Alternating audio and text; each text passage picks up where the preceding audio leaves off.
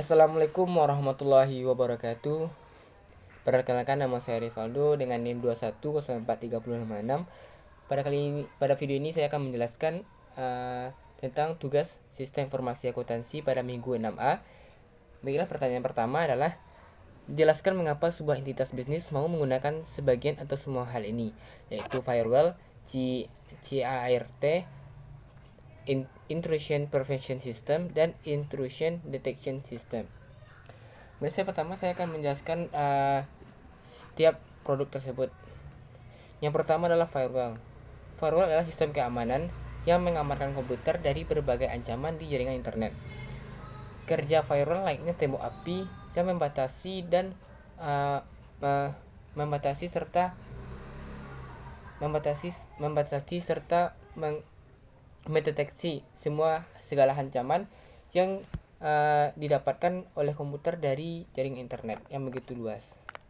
Yang kedua adalah CIRT, yaitu Computer Incident Response Team. CIRT adalah sebuah tim yang bertugas untuk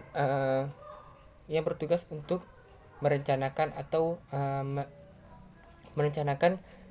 sebuah insiden komputer atau insiden yang akan menyerang komputer pada suatu masa nanti. Tidak hanya merencanakan atau mendeteksi insiden yang akan terjadi, CRT juga merancang dan merencanakan bagaimana cara menanggulanginya.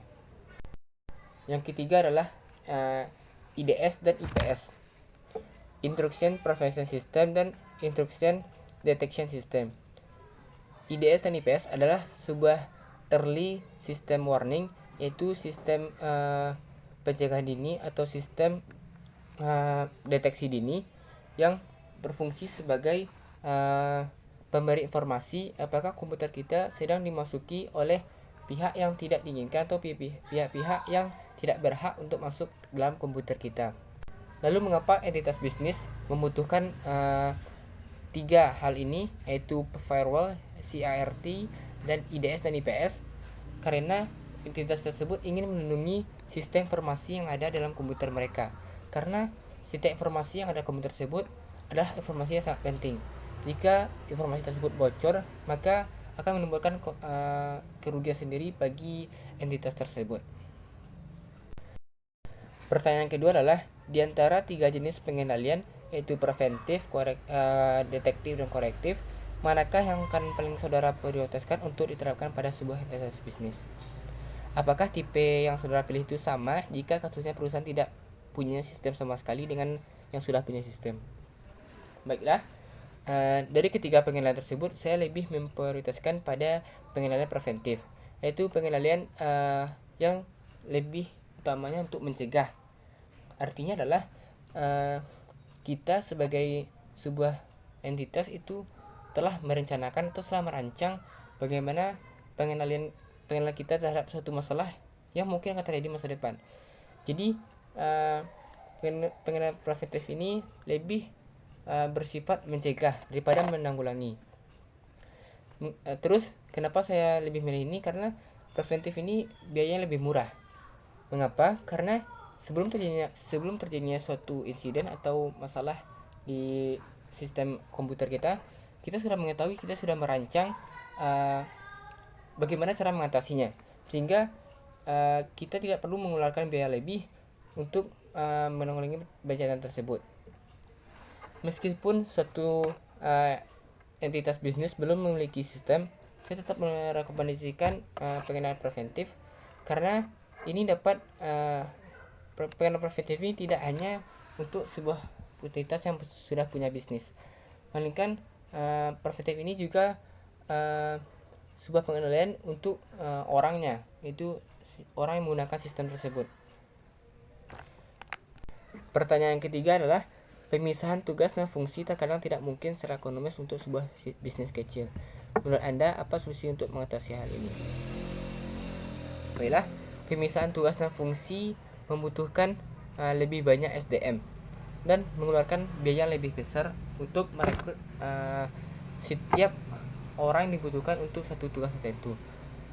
tentu bagi bisnis yang kecil ini sulit untuk dilakukan karena butuh biaya yang besar. Jadi menurut saya hal yang dapat dilakukan adalah itu menggunakan sebuah yang sistem sederhana yang dapat yang dapat me- yang dapat melakukan berbagai tugas dalam hanya satu sistem atau satu aplikasi. Solusi ini lebih cocok diterapkan di bisnis kecil yang baru berkembang.